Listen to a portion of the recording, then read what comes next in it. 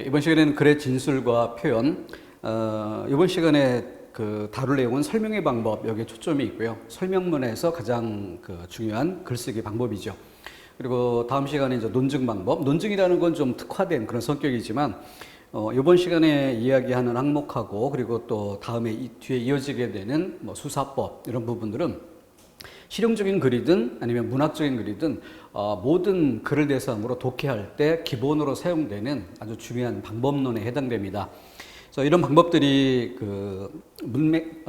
단어의 특성과 문맥적 의미 이 정도를 기반에 두고 그 연장선에서 글을 이해하는 방법으로 활용된다면은 앞으로 남은 이 두꺼운 분량, 그래서 실용적인 글의 자료들, 그리고 또 문학적인 글의 자료들, 이런 것들을 모두 독해 중심의 문제로 풀어가는데 유용하게 활용이 될 것입니다. 도입이니까 전체적인 윤곽을 한번 잡고 들어간다면은 이렇게 문종 차원에서 설명문, 논설문, 그리고 묘사문, 서사문, 문종 차원에서 다루는 것이기 때문에 목적, 그 글의 목적이 어디인가 이것에 따라서 분류가 되는 것인데, 설명문의 목적은 알려주기. 그래서 좀 어렵거나 생소한 이런 내용들을 알려주어서 독자들을 이해시키는 것을 목적에 두는 이런 글쓰기 방법이고요. 논설문은 주장하기, 특징적인 설명문이나 다른 글에 견주어서 특징적인 부분은 이제 주장이라는 것을 뽑아냈는데, 보편 타당성을 입증해 내가는 과정이다라는 것이 논증의 이제 포인트가 되겠죠. 다음 묘사나 서사, 이것은 문종 차원에서 묘사문, 서사문 이렇게 나눌 때 문종의 종류가 되는 것이고, 실제 설명문이나 이런 글쓰기 하위 개념으로 묘사의 글쓰기 방법, 서사의 글쓰기 방법이라는 것이 설명문의 하위 개념으로 들어가기도 합니다. 여기는 이제 문종 차원에서 나누는 것이기 때문에 묘사 그 자체가 목적이 되어야 한다는 것이죠. 그래서 그려내기, 묘사라는 것의 글쓰기 방법의 가장 특징적인 그런 부분을 드러내서 글의 목적, 묘사하는 것 자체가 글의 목적이다. 또 달리 이야기한다면 묘사를 통해서 어떤 느낌을 전달한다. 그래서 설명문이 객관적 사실을 전달하고 논설문이 개인적인 주장을 보편 타당한 생각임을 입증해내는 이런 과정이다라고 한다면, 묘사문은 묘사를 통해 느낌을 전달하는 것을 목적에 둔다, 이렇게 얘기할 수 있고, 서사문이라는 것은 이야기하기, 그러니까 서사라는 글쓰기 방법이 가장 밑바탕에 시간의 흐름이 전제되어 있고, 그 시간의 흐름 위에 나타나는 사건에 대한 서술, 이것이 서사의 특징인데, 그 자체가 목적이 될 때, 서사 자체가 목적이 될 때 이것을 서사문이라 분류하는 것이고, 설명문의 하위 개념으로 묘사, 설명문의 하위 개념으로 서사, 그러면은 묘사를 통해 알려주기, 설명문의 목적이죠. 그리고 서사, 시간의 흐름에 따른 시간의 흐름을 전제로 해서 사건을 이야기하는 이런 방법을 통해서 궁극적으로는 독자 이해를 목적에 둔다라고 한다면, 설명문 하위 개념으로 서사의 글쓰기 방법, 이렇게 나눌 수 있죠. 여기는 지금 문종 차원에서 크게 윤곽을 그려보는 것입니다. 그렇기 때문에 소설 방법, 알려주기를 목적에 두기 때문에 사실을 알기 쉽게 풀이하는 것, 여기에 초점이 되겠고요. 알기 쉽게 풀어야 독자들이 잘 알아들을 수 있는 것이니까. 그리고 논설문의 경우는 주장의 타당성을 증명하고 설득한다. 그래서 논설문을 설명문에 비해서 상대적으로 주관적이다라고는 이야기하지만, 이것은 문학이 가지는 주관성과는 질적으로는 다른 문제죠. 그래서 보편 타당한 것임을 입증해낼 수 있는 과정, 그렇게 이해해 주시면 되겠고요. 또 그려내기, 느낌과 인상을 잘 표현한다. 서사는 내용의 줄거리를 늘어놓는다. 그래서 이 부분은 질문 자체가 이렇게 문종 차원에서 다루어질 때 기본적으로 사지태기령은 만들어야 될 것이니까 거기에 들어올 수 있는 그런 차원이 된다, 이렇게 이해해 주시면 되겠고, 하지만 하위 개념으로는 설명문의 하위 개념, 논설문의 하위 개념으로 좀 더 중점적인 출제 항목이 따로 잡힌다는 점을 초점에 두어야겠습니다. 자, 그러면은 제일 중요한 논설문과 설명문 둘을 큰 틀에서 견주어보게 되는데요. 다루는 내용이 설명문은 객관적이다, 논설문은 주관적이다, 이렇게 이야기했는데, 주관성의 문제 좀 더 달리 살펴본다면은 실용적인 글과 문학적인 글, 자, 그러면 어느 것이 더 주관적이고 어느 것이 더 객관적이냐? 뭐 따질 것도 없이 문학적인 글이 주관적이고 실용적인 글이 객관적이다라는 것은 질적으로 구별되는 이런 문제일 것입니다. 문학 안에서도 수필이나 소설, 시 이런 것들을 견주어 볼 때 시는 처음부터 끝까지 주관적이다 할 수 있겠고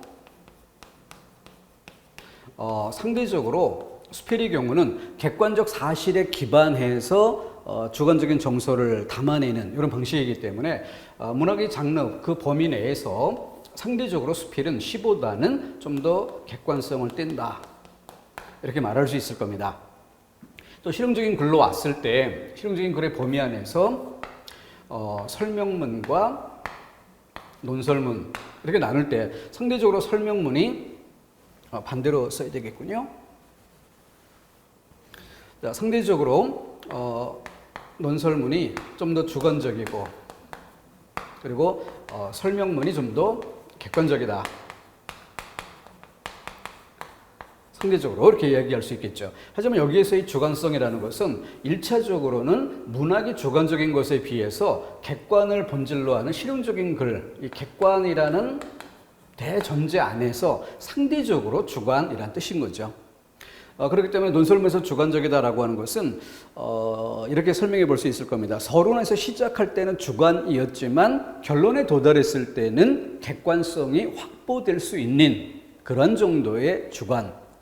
그러니까 본론에서 논증을 한다는 것은 이것이 내 주장이 왜 타당한 것인가를 입증해내는 과정이 되는 것이죠. 근데 결론에 도달했을 때도 논설문이 주관적이다? 그럼 그 글은 실패한 글이 되겠죠. 성공한 글이라면 처음에는 독자들은 그런 생각을 하지 않았을 수도 있고 그렇기 때문에 나만의 생각, 주관적인 생각이라 할 수 있지만 그것이 왜 보편 타당한 것일 수 있는가라는 것을 본론에서 입증해내는 그런 과정인 것이고 정상적으로 본론이 전개되었다면 결론에 도달했을 때는 충분히 객관성을 확보할 수 있어야 한다. 그런 정도 차원에서 상대적으로 주관적이다라는 것 이것을 유념토록 해야 되겠습니다. 자, 이렇게 일단락 짓고 자, 그래서 설명문인 객관적이다라고 할 때 사실, 정보, 지식 그렇기 때문에 그 다루는 내용 자체가 객관적인 그런 내용일 수밖에 없다. 근데 여기 비춰서 논설문은 상대적으로 주관적이다라고 하는데 그것은 개인적인 주장을 드러내기 때문에 주관적이다 이렇게 말하는 것이죠. 하지만 시처럼 주관적인 정서를 드러내는 이런 차원의 것이 아니라 논증을 통해 객관화가 가능한 것, 입증이 가능한 것. 그래서 보편 타당성을 입증받을 수 있는 그런 가능성이 있는 그런 정도의 주관인 것이죠.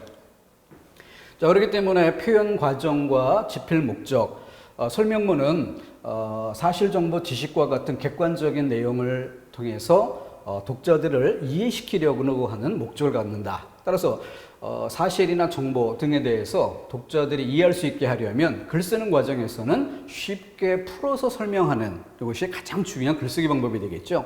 그렇기 때문에 쉽게 풀어가는 이 표현 과정의 포인트가 바로 설명의 방법 이렇게 되는 것이고 논설문은 개인적인 주장을 펼치는 그런 글인데 그것을 통해서 독자를 설득해내는 것이다. 그럼 독자를 설득해내려면 글 쓰는 과정에서는 무엇보다 논리정연하게 글을 쓰는 게 중요하다라고 보는 것이고 그 논리정연하게 글을 쓰는 방법, 그 핵심에 논증이 있는 것이죠. 귀납법, 연역법 이런 것들. 여기 참고로 설득의 3요소라는 걸 보면은 에토스, 로고스, 파토스라는 개념을 소개했는데요. 이것은 과거에 뭐 시험 문제로 출제된 적도 있고 또 7급이나 이런 경우에는 아직도 출제될 가능성이 없지는 않은 항목입니다. 참고사항으로 살펴보는데요.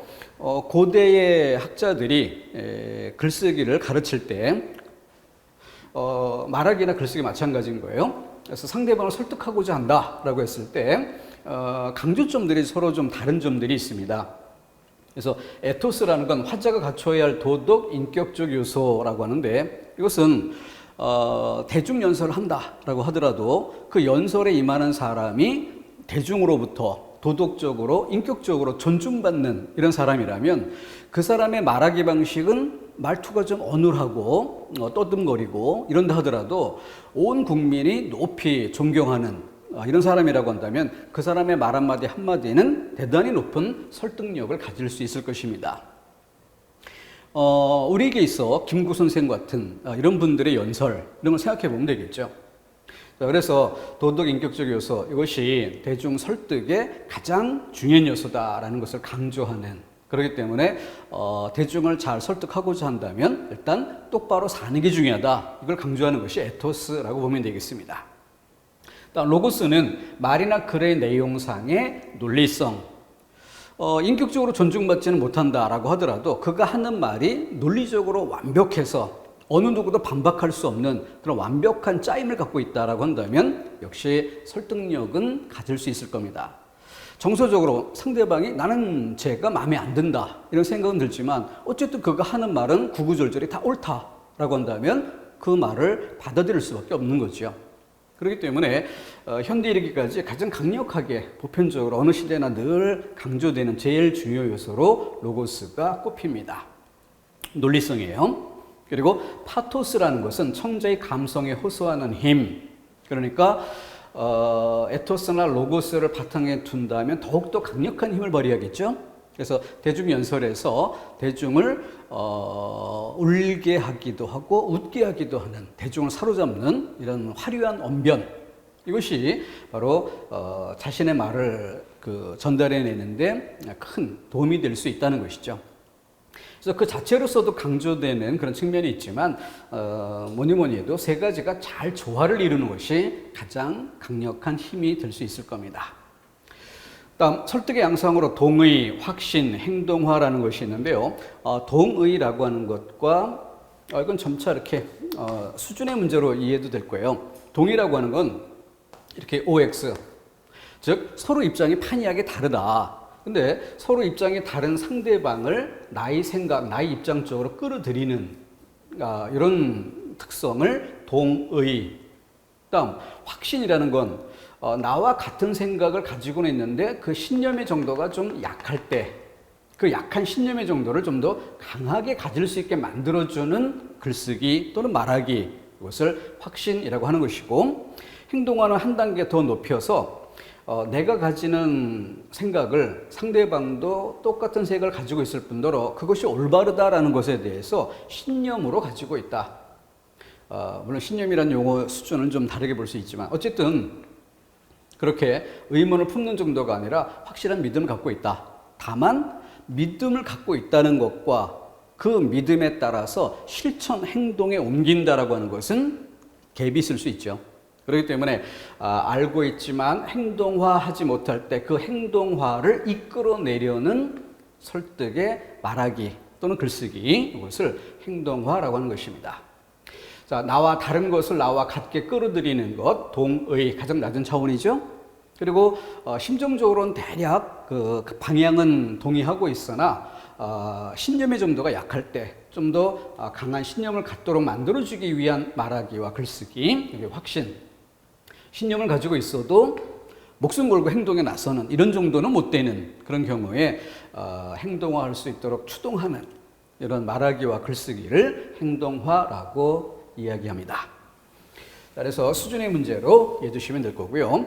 자, 그래서 이번에는 설명문만을 전제로 해서 설명의 방법, 사실, 정보, 지식, 이런 내용 자체가 객관적인, 근데 설명이 필요하다는 건 뭐예요? 아직 독자들에게는 어렵거나 낯설거나, 그래서 독자들이 잘 이해할 수 있도록 도와주는 그 첫 번째 항목에 정의 또는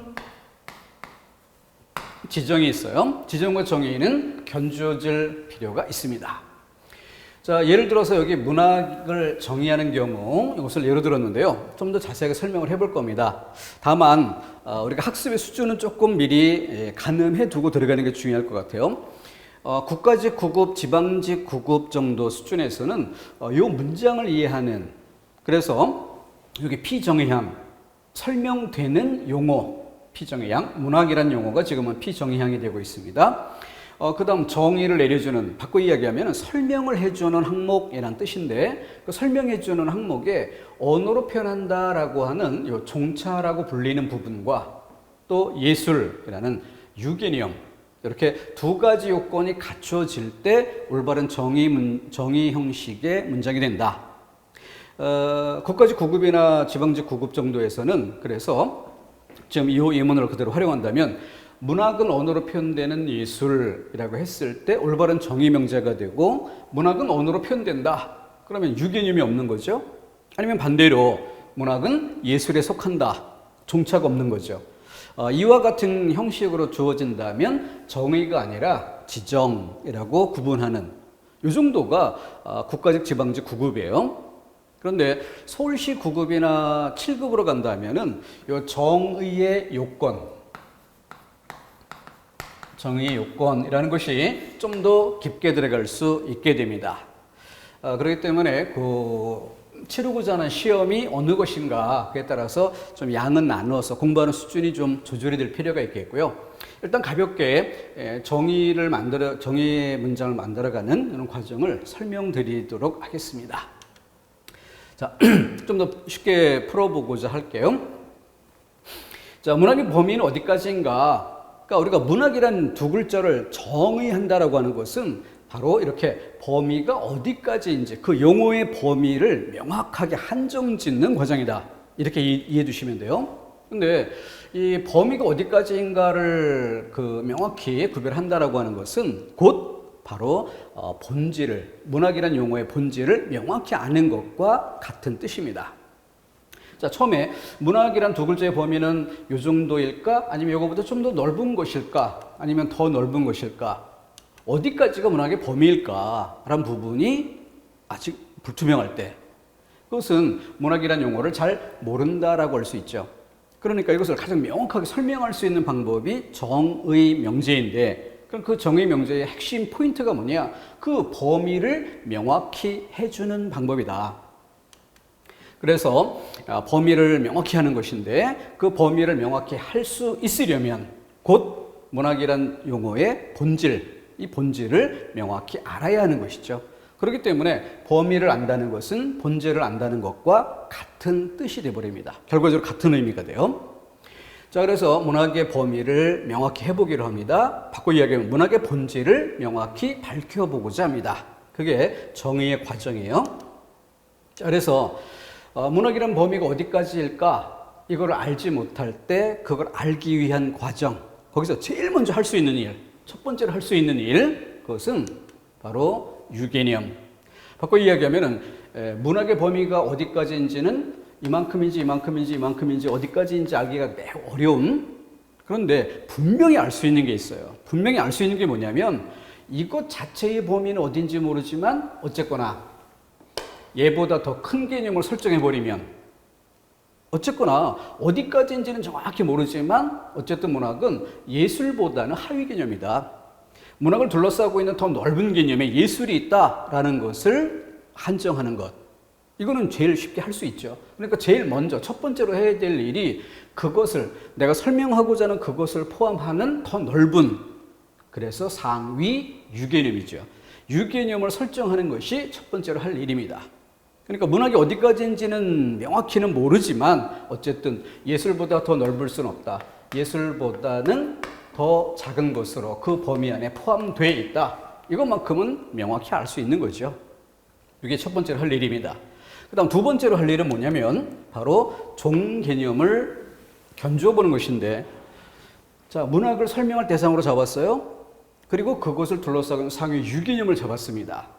이게 첫 번째로 한 일인데, 그럼 두 번째로 하는 일은 그 예술 안에, 상위 유개념인 예술 안에 문학이 하위 개념인 것처럼, 예술 안에 종속된 포함된 개념인 것처럼 예술 안에는 문학 말고도 또 다른 종개념이 있을 것이다. 이걸 최대한 끌어내보는 것이에요. 이렇게 음악이든 미술이든 아니면 뭐 사진 또는 영화 이런 것들도 넣을 수 있죠. 이렇게 상위 유개념을 잡고 그 유개념 안에 속하는 문학과 대등한 수준의 또 다른 종 개념들을 드러내는 것이에요. 그런 상태에서 문학이 가지는 본질적인 특성들을 밝혀갑니다. 이렇게. 그래서 문학의 내용은 인간의 체험을 반영하는 것이다. 인간의 체험을 문학에 담아냅니다. 문학의 내용이에요. 표현 과정에서 작가는 상상력을 통해서 그것을 표현해냅니다. 그리고 담아내는 형식, 언어를 형식으로 해서 담아내는 인간의 체험을 작가의 상상을 통해서 언어로 표현하는 예술, 이게 문학이다. 그래서 문학이 가지는 이 속성 세 가지를 모두 열거해서 표현하는 방법이 있겠죠. 자, 이걸 문장으로 써볼게요. 문학이란 인간의 체험을 작가의 상상을 통해 언어로 담아내는 예술이다.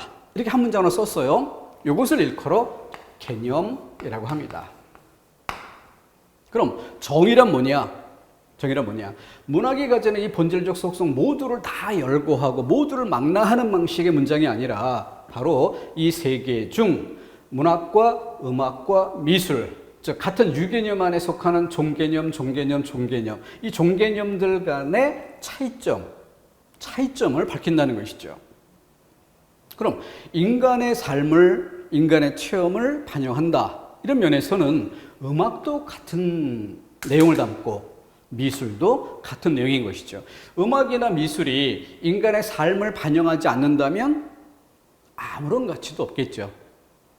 바로 인간의 삶을 담고 있기 때문에, 그 방식은 다를 수 있지만 어쨌든 내용상 인간의 삶을 담을 수 있기 때문에, 인간의 삶과 관련되어 있기 때문에 우리는 거기서 아름다움을 느끼거나 어떤 정서적인 순화를 경험해 볼 수 있게 되는 것입니다. 표현 과정에서 작가의 상상력을 거친다. 음악에도 작가의 상상력이 있고 미술에도 작가의 상상력이 있어요. 이렇게 종과 종을 견주어 보면 그 여러 가지 성질들 중에 공통이 되는 부분이 있고 차이점이 있는 부분이 있습니다.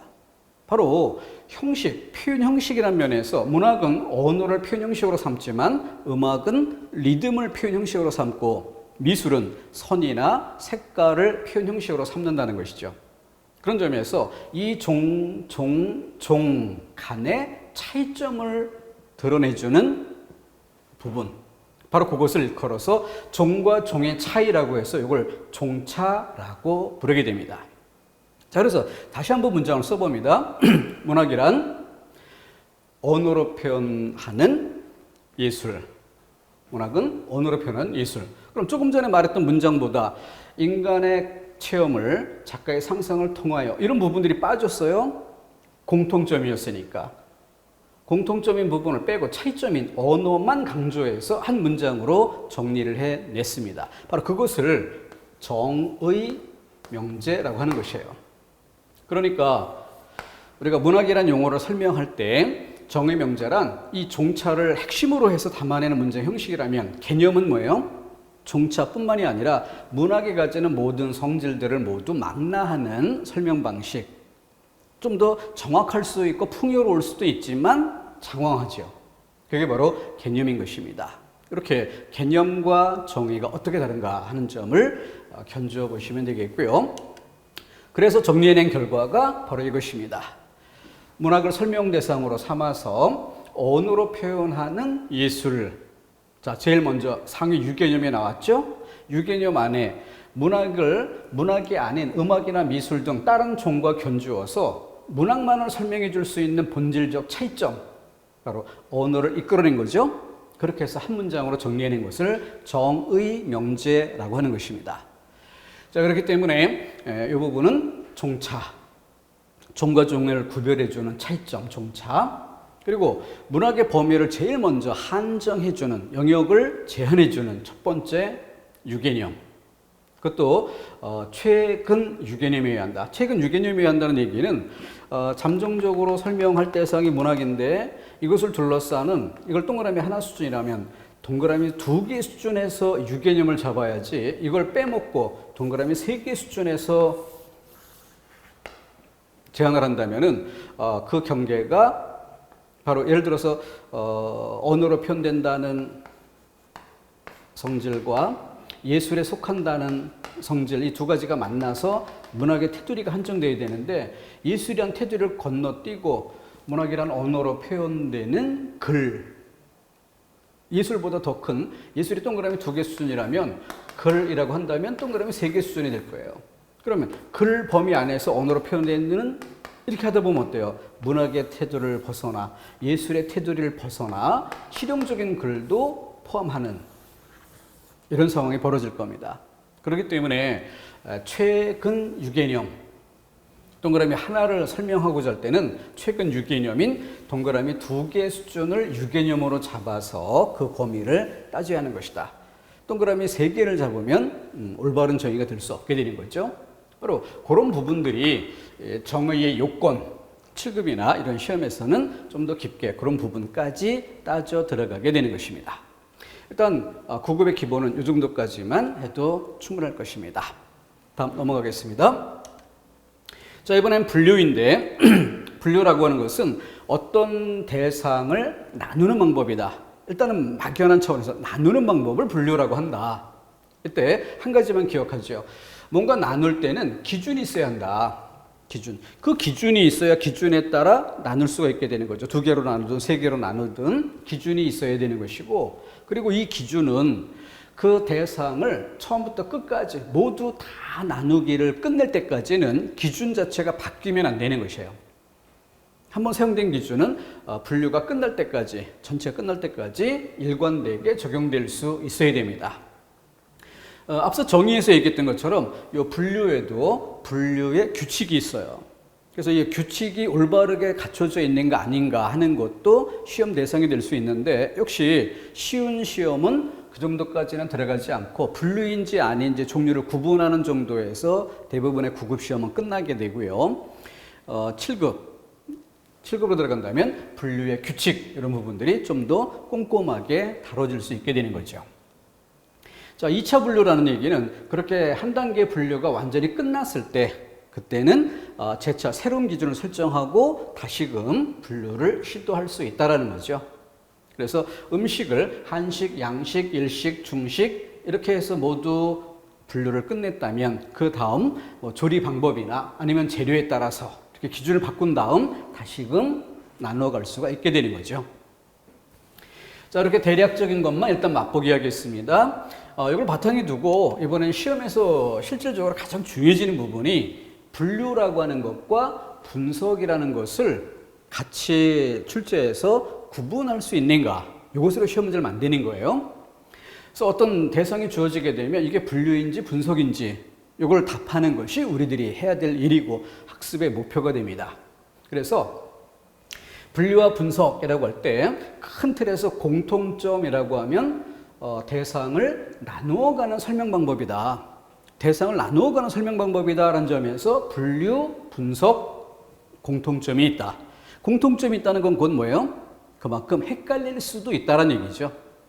자, 그렇다면 시험 문제 포인트는 갈라내는 부분, 차이점을 구별해내는 능력이죠. 그래서 우리가 알아야 될 제일 중요한 부분이 바로 이 노란색으로 표시된 부분인데, 분류의 설명 대상은 그 설명하고자 하는 대상의 성질이 집합적 성격을 띈다는 것. 집합적 성격을 띈다는 게 이게 무슨 얘기인지 잘 와닿질 않죠? 그래서 학습의 기본은 비교 대조예요. 그래서 분석은 집합적 성격을 띠는 게 아니라 구조의 성격을 띠는, 일단은 그냥 하나라고 합시다. 하나. 분류의 설명 대상은 집합의 성격이지만 분석의 설명 대상은 하나를 대상으로 한다. 하나를 대상으로 나누어 간다. 근데 그 하나는 구조의 성격을 띠는 전체로서의 하나인 것이죠. 자, 그래서 이 부분을 책들을 보면은 조금 좀 수험생들을 헷갈리게 할 수 있는 부분이 뭐냐면, 집합을 설명하기 위해서 분류를 설명하기 위해서 분류에 해당되는 아주 좋은 예시 하나를 제시를 합니다. 그런데 분석을 설명하기 위해서 또 분석을 설명하기 좋은 예시 자료를 또 따로 설정을 해요. 그러면 각각은 설명이 된 것처럼 보이지만 정작 수험생들이 가장 미묘하게 느끼는, 시험 문제를 풀다가 가장 어렵게 느끼는 그 지점에서는 아무런 도움도 되지 못할 수 있다는 얘기입니다. 그러니까 각각의 전형적인 이해, 그것은 각각의 것을 마치 이해한 것처럼 느끼게 만들어줘요. 근데 그건 온전하게 다 이해를 한 게 아닐 수도 있습니다. 그래서 제가 권해드리는 방법은 뭐냐면 이렇게 칠판 지우개라는 예를 들어서 분류를 설명한다면, 분류를 설명하기 위해 칠판 지우개를 예로 든다면 다른 것을 예로 드는 게 아니라 그 칠판 지우개를 놓고 분석을 설명해야 한다. 그래야 똑같은 칠판 지우개인 것 같은데 어떻게 설명해 갈 때가 분류고 어떨 때가 분석인지 이 차이점을 제대로 맛보게 할 수 있다는 거죠. 또 예시 자료도 보편적으로 구체적 대상이 좀 쉽게 느껴지죠. 그러니까 쉽게 느껴지는 보편적인 그 자료들, 구체적인 예시 자료들을 앞쪽에 배치하고, 그리고 좀 어렵게 느껴질 수 있는 추상적인 대상들을 뒤쪽에 놓는 이런 순서를 밟아간다면 쉽게 느낀 것에서 기본적인 공감을 바탕에 두고 추상적이고 관념적인 차원으로 우리의 생각을 높여갈 수 있게 되는 거죠. 그래서 추상적 대상으로 글이라는 것을 분류를 설명하기 위한 예시로 쓸 때 똑같이 글을 분석의 설명 대상, 설명 자료로 똑같이 쓰고 견주어 보는 것입니다. 자, 그러면 일단 읽어보겠습니다. 칠판 지우개를 노란색, 파란색, 빨간색 지우개로 나누어 보았다. 이것이 분류예요. 칠판 지우개를 노란색, 파란색, 빨간색 지우개로 나누어 보았다. 자, 바로 요 예시를 통해서 바로 이때 칠판 지우개가 뭐다? 집합적인 성격의 대상이다. 그런데 오른쪽에 와서 볼게요. 칠판 지우개를 두꺼운 종이, 솜, 천, 실로 나누어 보았다. 여기는 이런 칠판 지우개는 좀 다르죠. 근데 옛날에는 이런 거 말고 딱딱한 종이를 손잡이 대신 썼고 그 위에 솜뭉치 따위를 안에다가 놓고 천을 씌워서 이게 흔들리지 않게 가장자리를 꿰매서 칠판 지우개를 썼었어요. 바로 그때 칠판 지우개를 예로 들어보인 것입니다. 이건 너무 플라스틱하고 이거 천하고 두 개밖에 없어가지고 좀 소재가 너무 단순하죠. 조금 더 세 개라고 해서 좀 아주 많아진 건 아니지만, 아무튼 칠판 지우개를 두꺼운 종이, 솜, 천, 실로 나누어 보았다. 그렇게 말할 때 칠판 지우개는 뭐예요? 바로 한 개의 칠판 지우개인 거죠. 근데 그 한 개의 칠판 지우개를 이루고 있는, 구성하고 있는 구성 요소로 나눠가는 것입니다. 즉, 한 개의 구조를 구성 요소로. 두꺼운 종이, 솜, 천, 실, 이 모두를 거꾸로 되돌려 보겠습니다. 어떻게 해야 돼요? 유기적 결합, 긴밀한 결합. 이렇게 되었을 때 나누기 이전의 대상 칠판 지우개 한 개의 덩어리, 여기 이루어진다. 이때의 설명 방법을 분석이라 하는 것이다. 그럼 여기는 어떨까요? 노란색 지우개 하면 이 하나의 덩어리가 노란 색깔일 때, 파란색 지우개 이거 자체의 색깔이 달라진 파란 색깔일 때, 그러니까 여기는 노란색 지우개 하나, 파란색 지우개 하나, 빨간색 지우개 하나. 그럼 얘네들을 모은 나누기 이전의 칠판 지우개, 여기서 말하는 칠판 지우개는 뭐예요? 집합이었던 거죠. 그러니까 칠판 지우개 들, 이 들을 붙여볼 수 있겠지. 칠판 지우개 들이라는 집합을 색깔이라는 기준을 세운 뒤 색깔별로 나눈 것이에요. 그랬을 때 나누어진 부분이 뭐예요? 다 개체가 되죠. 근데 분석은 나누기 이전이 하나의 개체였고 그 하나의 개체를 이루고 있는 구성 요소들로 나누는 방식, 이게 분석이다. 이렇게 했을 때 이것이 그 왼쪽의 분류, 오른쪽의 분석, 이걸 나누는 차이점인 것이에요. 그러니까 똑같은 방법으로 이번엔 추상적인 내성을 한번 더 봅시다. 자, 글. 이번에 어떻게 하면 돼요? 아까 해본 것처럼 이번에는 그러면 분류로서의 설명 대상으로 글이 나왔다면 이번에는 글, 들. 일단 먼저 들을 붙여보자. 글, 들.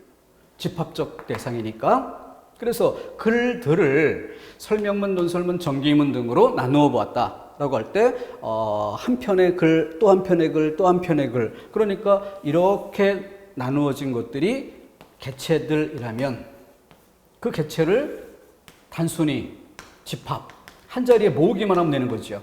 그래서 글, 들. 이렇게 설명될 수 있으니까 분류 맞다. 그럼 오른쪽으로 와보면 여기는 글이라고 할 때 글들이 아니라 어떻게 해야 돼? 하나의 글.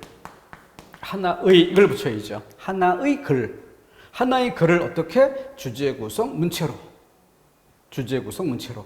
이렇게 나누는 것을 분석, 하나의 구조를 구성 요소로. 그래서 주제 구성 문체가 거꾸로 유기적으로 결합되었을 때 한 편의 글을 이룬다. 이렇게 거꾸로 되돌리는, 나누는 방향만 따질 게 아니라 되돌리는 방향도 따져볼 내림이다. 그랬을 때 이것이 정확하게 어떤 차이점을 가지는지가 눈에 보이게 되겠죠. 자, 이번엔 분석 쪽이 좀 어렵게 느껴지는 경향이 있고 해서 예를 좀 풍성하게 더 제시를 해 드려 보려고 합니다. 크게 물리적 분석, 개념적 분석. 아까 했던 것처럼 좀 더 쉽다고 느껴질 구체적 대상, 그리고 추상적 대상. 자, 다음. 대상의 구성 부분을 공간적으로 분해낼 수 있는 경우라고 했습니다. 근데 구체적 대상인데도 이렇게 시계 또는 자동차 이런 것들을 예로 들 때는 가장 쉽게 느껴져요. 시계를 시침, 분침, 초침 이렇게 나누어 보았다라고 했을 때 이거 구조 분석이다. 쉽게 느껴져요. 자동차를 엔진, 차체, 운전장치, 제동장치 등으로 나눠봤다. 이것도 분석이라는 것이 쉽게 이해가 됩니다. 그런데 물고기를 머리, 몸통, 지느러미 이때만 해도 살짝 약간 느낌이 다른 느낌이 들죠. 뭐가 다른 걸까요? 제일 난이도가 낮다. 이걸 하로 봅시다. 그랬을 때 얘네들의 특징이 뭐예요? 하나의 덩어리였던 것이 분석했다라고 했을 때 구성 요소들이 나왔을 때 어때요? 조각조각 떨어진 부품들이 머릿속에 상이 떠오를 겁니다. 부품. 시계도 자동차도. 근데 물고기를 머리, 몸통, 지느러미 이렇게 분석했다고 했을 때는 어때요?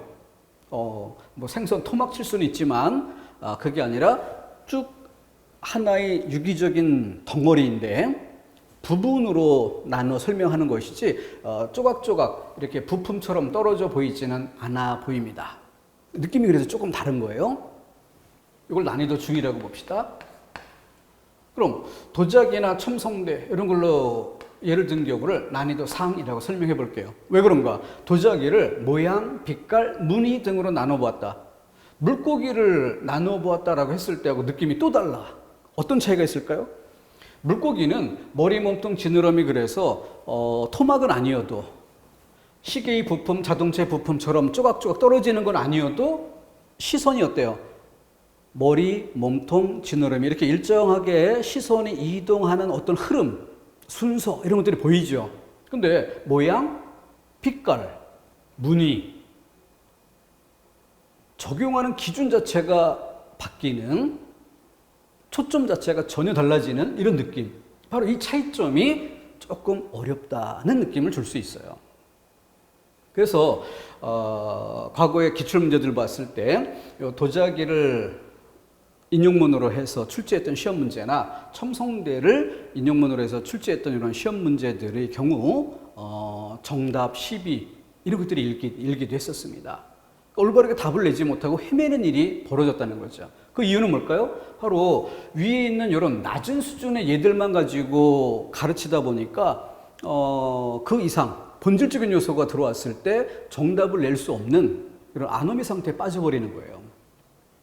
자, 물리적 분석인데도 구체적 사물을 대상으로 하는데도 이렇게 어떤 예를 썼느냐에 따라 쉽게 느껴지는 경우와 어렵게 느껴지는 경우가 있다는 것을 알 수 있죠. 이렇게 견뎌봤을 때 이런 것들까지 온전히 설명해 낼 수 있는 힘, 그게 바로 제대로 된 학습이라 할 수 있는 거죠. 자, 그럼 아까 했던 것처럼 봅시다. 도자기를 모양, 빛깔, 무늬에 따라 나누어 보았다. 이런 예문이 쓰였어요. 그럼 우리는 뭐 어떻게 해야 돼? 일단 아까의 경우처럼 만약 분류라면 도자기들이 되겠지. 10개, 100개가 모여있는 도자기들, 이걸 대상으로 모양에 따라, 빛깔에 따라, 무늬에 따라, 그럼 어떤 일이 벌어져요? 얘네들이 각각의 기준이 되어버립니다. 모양에 따라, 그럼 도자기를 뭐 술병 모양, 대전 모양, 주전자 모양 이렇게 생각해 보세요. 그럼 얘네들이 기준이 되어서 술병 모양 따로 모으고 대전 모양 모으고 주전자 모양 따로 모아? 그럼 그걸로 분류가 끝난 거잖아요. 근데 빛깔이란 말이 나오는 순간 어떻게 돼? 다시 헤쳐 모여. 그런 다음에 이번에 빛깔에 따라 그래서 백자, 청자 이런 식으로. 그리고 무늬? 그러면은 예를 들어 표면에 그려진 것이 뭐 난초 모양인 것, 항 모양인 것, 구름 모양인 것, 다시해쳐 모이게 되는. 그러니까 매번 분류 자체를 다시 하는 일이 벌어지죠. 그런 것으로 보아 이것은 도자기들이란 집합을 나눈 방식이 아니었다. 그럼 이번엔 바꿔야죠. 하나의 도자기를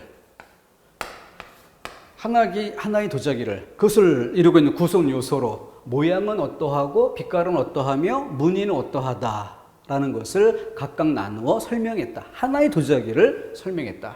그때 설명에 쓰인 세 가지 구성 요소였던 거죠. 그래야 비로소 이해가 되는 겁니다. 첨성도 역시 마찬가지겠죠. 거의 비슷하지 않습니까? 이게 둘 다 국가직 9급에 출제가 됐던 예문인데 모양, 빛깔, 무늬 이렇게 나눈 것처럼 재료, 크기, 모양 이때 얘네들이 모인 전체로서의 첨성대는 뭐야? 하나의 첨성대지 첨성대들 집합을 원소로 이건 아니었던 거죠. 첨성대들 이런 집합을 기준을 세워서 나눈 분류가 아니라 하나의 첨성대를 분석한 양상이었던 겁니다. 자, 이 두 개 잘 이해해서 구체적 대상인 경우에도 어려움을 느낄 때가 있다. 그때 해결 방법이 뭐냐 하는 것을 바르게 정리를 해야 올바른 학습이 되겠죠. 자, 다시 꼭대기로 올라가서 자, 그럼 시기를 이렇게 시침, 분침, 초침, 시계추 이렇게 나누는 게 아니라 견주어 보도록 하죠. 시계를 아날로그 시계와 디지털 시계 이렇게 나눈다면 어때요? 그거는 시계들이란 집합 개념을 그 작동 방식에 따라서 아날로그와 디지털이라는 두 가지로 나눈 거죠. 이때는 뭐가 돼? 분류의 설명 방법인 거죠. 그렇게 시계를 분석으로 설명하는 경우와 시계를 분류로 설명하는 경우가 어떻게 다른지 이것도 한번 견줘보고요. 밑에 내려도 마찬가지입니다. 정부를 나누어 봅니다. 정부를 교육부, 외교부, 국방부 이렇게 나눴을 때는 뭐가 돼요? 분석입니다. 왜? 교육부, 외교부, 국방부 얘네들을 다 모아봅니다. 그랬을 때 어때요? 유기적으로 결합이 됐을 때 어느 하나의 정부를 이룰 수 있죠. 그때가 분석인 거예요. 근데 이렇게 나누지 않고 정부를 대통령제, 의원, 내각제 등으로 나누어 보았다. 이때는 분류가 되는 거죠. 왜냐하면 대통령제와 의원, 내각제가 유기적으로 결합되어 하나의 정부를 이루는 게 아니라 정부들, 세계 여러 나라의 정부들 이런 집합을 놓고 볼 때 그때 대통령제인 나라, 의원 내각제를 채택한 나라 이렇게 나뉘게 되는 거죠. 자, 그랬을 때는 분류의 설명 방법이 되는 거죠. 이렇게 똑같은 용어를 재료로 분류로 설명될 때와 분석으로 설명될 때 이렇게 견주어 봐야 그때 비로소 온전히 학습이 됐다 할 수 있는 겁니다.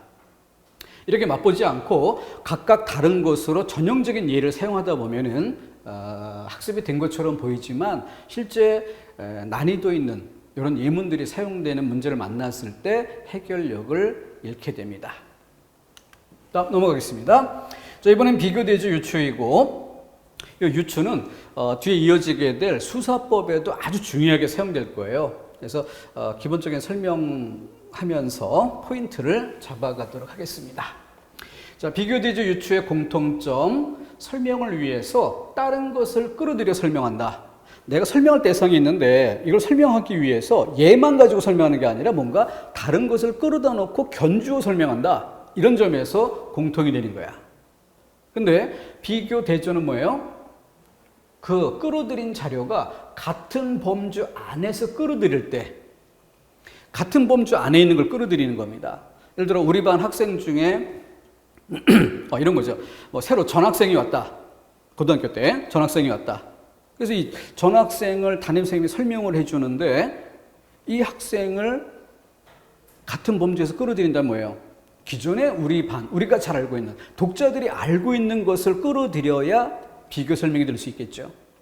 그러니까 이번에 새로 들어오는 학생은 공부를 잘한다. 이걸 설명하기 위해서 그럼 공부를 잘한다? 그럼 우리 반의 1등 누군지 다 알 거예요.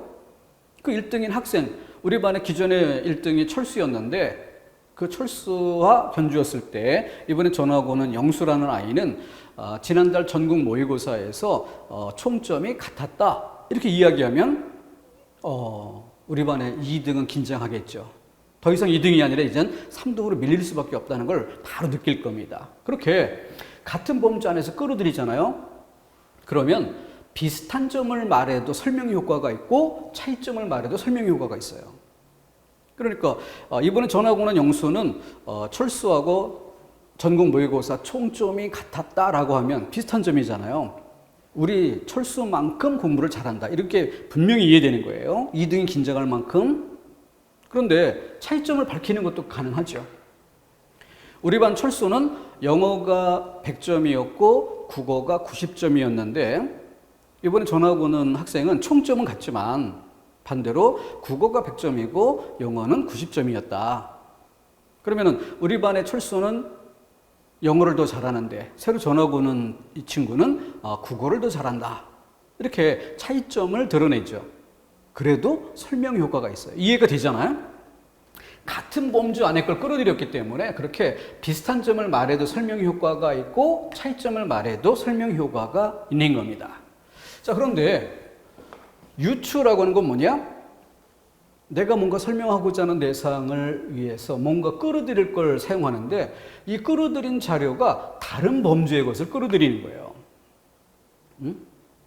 그럼 예를 들어서 이번에 전하고는 학생이 영수인데 그럼 이 영수의 어떤 은근과 끈기, 성격 뭐 이런 것들을 이야기하기 위해서 황소 같다 이렇게 빗댄다든가 아니면 여우 같다 이렇게 빗댄다든가 동물을 끌어들여 견주는 방법이 있겠죠? 근데 이번에 전하고는 이 영수라는 친구는 여우하고는 전혀 다른 애야. 이렇게 말하면 어때요? 차이점을 말하면 아무런 설명 효과가 없습니다. 왜? 본질적으로 다른 범주의 걸 끌어들였기 때문에 다른 건 당연한 거예요. 인간의 짐승하고 어떻게 같아요? 다른 건 당연한 거야. 그러니까 차이점을 말하려고 하면은 전혀 설명 효과가 없어요. 다른 범주에서 끌어들였기 때문에. 그래서 다른 범주에서 끌어들인 만큼 비슷한 점을 말할 때 설명 효과가 생깁니다. 그러면 뭐 여우 같다 이렇게 견줄 때 어때요? 뭔가 좀 간사하다, 교묘하다, 어떤 술수를 많이 쓸 것 같다, 뭐 등등 이런 그 이미지. 뭐 그런 것도 왜곡된 이미지라고는 하지만 어쨌든 우리가 동화책에서 읽었든 어쨌든 알고 있는 그런 이미지들 이런 것을 통해서 사람을 미로 짐작할 겁니다. 황소 같다라고 하면 어때요? 힘이 세다든가 아니면 은근 왜 황소는 걸음걸이가 느리잖아요. 느리긴 하지만 힘이 있기 때문에 꾸준하게 끈기 있게 어떤 같은 일을 노동을 꾸준히 밀고 나가는 그런 힘이 있죠. 그러니까 어떤 우직한 느낌 이런 것들을 줄 수 있을 겁니다. 곰 같다라고 했을 때 느낌 등등 그렇게 다른 범주의 걸 끌어들였을 때는 그래서 유사점일 때만 설명 효과가 있는 것이다. 이게 가장 근본적인 차이점입니다. 자, 같은 범죄의 것을 끌어들이는가, 다른 범죄의 것을 끌어들이는가 가장 중요한 분류의 기준인 것이죠. 자, 이렇게 해서 유추를 다시 한번 좀 특화해서 수사법에서도 사용할 만큼 중요한 부분이니까 좀 꼼꼼히 할 필요가 있는 거죠. 왜 다른 범죄의 것을 끌어들이느냐? 유추하면 무조건 다른 범주, 유사성 두 가지는 반드시 바로 튀어나올 수 있어야 돼요. 자, 여기에 깊이 있는 이해를 위해서 왜를 붙여봅시다. 왜 다른 범주를 끌어들일까? 바로 다른 범죄의 것을 끌어들이면 추상적인 걸 설명할 때 구체적인 것을 끌어들여서 설명할 수 있게 됩니다. 복잡한 것을 설명하고자 할 때 단순한 것을 끌어들여 설명할 수가 있어요. 낯선 것을 설명하려고 할 때 친숙한 것에 기대어 설명할 수 있게 됩니다. 바로 이와 같은 장점이 있기 때문에 다른 범주이지만 끌어들여 설명 효과를 주고자 하는 것이죠. 유추, 다른 범주, 유사성. 구체적인 것으로 추상적인 것을, 단순한 것으로 복잡한 것을, 친숙한 것으로 낯선 것을. 한마디로 말하면 뭐예요? 쉬운 걸 끌어들여서 어려운 것을 설명할 수 있게 된다. 그래서 우리가 뭐 구체화 이런 얘기들 많이 쓰잖아요. 구체적으로 설명 좀 해봐라. 바로 추상적일 때 구체적인 걸 사용하는 게 설명이 쉬우니까, 이해가 쉬우니까. 바로 그것을 담당하는 설명 방법을 유추라고 하는 것입니다. 요것 이외에 그 뭐 예시라든가 이런 것들도 아주 중요하게 살펴볼 키포인트 예시의 설명 방법을 사용하고자 한다면은 제일 중요시 될 포인트가 뭐 바로 포함 관계예요. 포함 관계. 그래서 어떤 설명하고자 한 추상적 진술로 설명된 문장이 나오면 거기에 사용된 용어들을 키포인트를 잡아낸 다음 예시의 성격으로 설명될 수 있는지 포함관계 이걸 따져봄으로써 예시에 해당될지 아니면 다른 설명 방법으로 설명해야 될지 이것을 판단할 수 있게 됩니다. 예시를 파악하는 고리는 포함관계다라는 점. 자, 다시 한번 종합 정리하면은 제일 중요한 포인트들만 다시 한번 점검합니다. 정의는 어때요? 유개념이 설정되어 있어야 하고 종차가 설정되어야 됩니다. 이렇게 유개념과 종차 이 두 가지로 설명하는 것이 정의의 포인트죠. 분류, 구분, 분석은 분류와 구분은 집합적 대상, 분석은 유기적 결합으로서의 하나의 덩어리. 그죠? 그래서 분류인지를 따져볼 때는 설명 대상에 나올 때 항상 들자를 붙여보고 도자기 들, 그죠? 도자기 들, 시계 들, 자동차 들. 분석일 때는 하나의 시계를, 하나의 자동차를, 하나의 도자기를 이렇게 놓고 설명을 파악해 보면 갈라볼 수 있습니다. 또 비교대조 유추는 어땠어요? 같은 범주 안에 걸 끌어들여 견주는지 다른 범주의 것을 끌어들이는지 이게 차이점. 그리고 마지막에 덧붙인 예시는 포함관계. 이런 정도로 정리해 주면 되겠습니다. 자, 이런 것들이 설명의 방법의 가장 핵심적인 것들이고요. 요거 외에 기타 항목들은 문제풀이를 통해 자투리 항목 몇 개만 보충해 주면 완벽 학습이 될 수 있을 겁니다. 그렇다가 논설문과 관련된 핵심 논증의 방법에 대해서 살펴보도록 하겠습니다.